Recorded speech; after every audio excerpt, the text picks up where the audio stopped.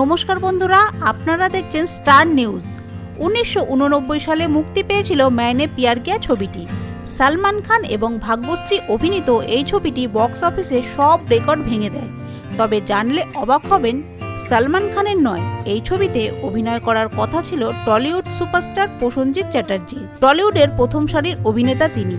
আজ থেকে 30 বছর আগে मैंने प्यार किया ছবিটির অফার এসেছিল প্রসেনজিতের কাছে, কিন্তু অফার ফেরান সুপারস্টার আর লুফে নেন সালমান খান।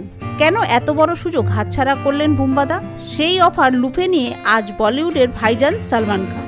একবার বুম্বাদা এর কারণ ব্যাখ্যা করে বলেন, আমি বাংলা ছবির কেরিয়ার নষ্ট করতে চাইনি, কারণ मैंने प्यार कियाর অফার আসার আগেও আমি 3টে হিন্দি ছবিতে কাজ করেছি, সেটা চলেনি, তাই আর ঝুঁকি নিতে চাইনি। বন্ধুরা, আপনাদের কি মনে হয় সালমান খানের জায়গায় প্রসেনজিৎ চ্যাটার্জি থাকলেও কি मैंने प्यार किया এতটাই সফল হতো? কমেন্ট করে জানাতে ভুলবেন না।